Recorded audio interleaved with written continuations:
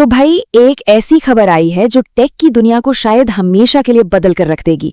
जरा सोचिए क्या होगा अगर एलन मस्क अपनी स्पेसएक्स, टेस्ला और XAI जैसी कंपनियों को मिलाकर एक अकेली महाकंपनी बना दें।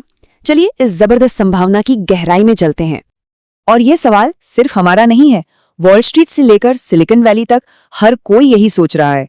एक ऐसी कंपनी की कल्पना कीजिए जो स्पेस एक्सप्लोरेशन, इलेक्ट्रिक गाड़ियां और सबसे एडवांस्ड आर्टिफिशियल इंटेलिजेंस को एक ही छत के नीचे ले आए।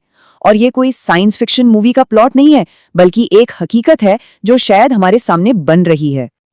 तो आखिर इस पूरी हलचल के पीछे की कहानी है क्या? ये सिर्फ हवाई बातें नहीं है, नहीं। चलिए उन प्लान्स को देखते हैं जो इस मेगा मर्जर की नींव डाल रहे हैं।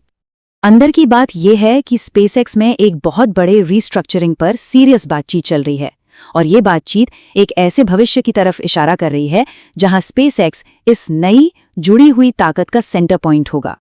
तो देखिए, इस बड़े प्लान को हकीकत में बदलने के लिए दो रास्ते सामने आ रहे हैं। पहला ऑप्शन, स्पेसएक्स और टेस्ला का मर्जर, जो एरोस्पेस और ऑटोमोटिव इंडस्ट्री का एक जबरदस्त कॉम्बिनेशन बनाएगा। और दूसरा ऑप्शन है स्पेसएक्स का XAI के साथ मिलना, जो आर्टिफिशियल इंटेलिजेंस और स्पेस टेक्नोलॉजी का एक बेजोड़ पावर हाउस तैयार कर देगा। दोनों ही रास्ते भविष्य को एक नया मोड़ देने की ताकत रखते हैं। और हाँ, ये सिर्फ कागजों पर या मीटिंग्स में होने वाली बातें नहीं है। इन प्लान्स को असलियत में बदलने के लिए कानूनी तौर पर काम शुरू भी हो चुका है। अच्छा, आगे बढ़ने से पहले एक छोटा सा टेक्निकल टर्म समझ लेते हैं, मर्जर सब। इसे एक तरह की शेल कंपनी समझिए, जिसे खास तौर पर दो कंपनियों को मिलाने की जो कानूनी प्रक्रिया होती है ना, उसे आसान बनाने के लिए बनाया जाता है। ये बड़े कॉर्पोरेट सौदों में एक आम बात है। और ये रहा पक्का सबूत कि मामला कितना आगे बढ़ चुका है। नेवादा के कॉर्पोरेट रिकॉर्ड्स को देखें तो पता चलता है कि 21 जनवरी को 2 मर्जर सब कंपनियां बनाई गई। और सबसे दिलचस्प बात, दोनों में ही स्पेसएक्स के CFO ब्रेट जॉनसन का नाम है। ये एक बहुत बड़ा इशारा है कि मर्जर की तैयारी फुल स्विंग में है। तो सवाल ये है कि इतना बड़ा कदम उठाया क्यों जा रहा है? आखिर इसके पीछे का असली मकसद क्या है? देखिए, ये सिर्फ पैसे का खेल नहीं है, इसके पीछे एक बहुत बड़ी इंटरप्लैनेटरी सोच है। चलिए इस बड़ी पिक्चर को समझने की कोशिश करते हैं।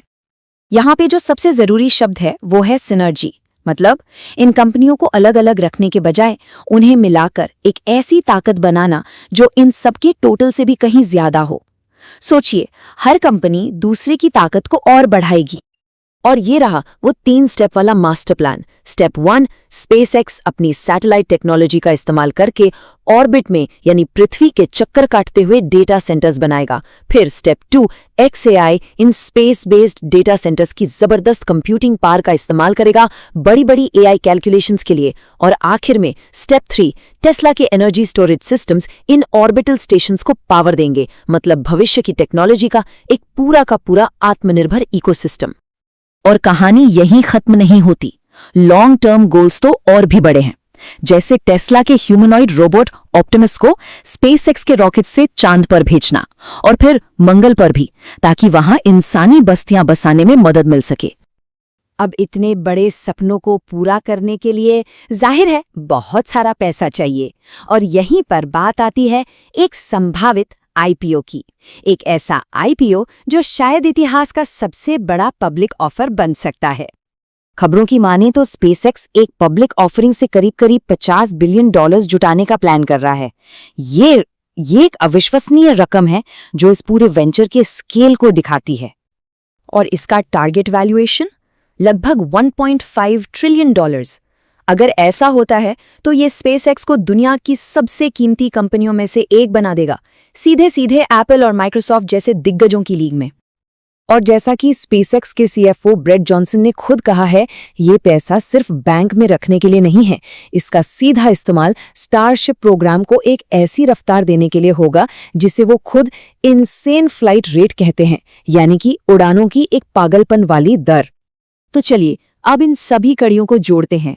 आखिर इन सारे मर्जर और IPO प्लान्स का एंड गेम क्या है? मतलब आखिरी मकसद क्या है? तो कुल मिलाकर बात ये है कि ये सब एक बहुत बड़े साहसिक भविष्य को बनाने के लिए किया जा रहा है।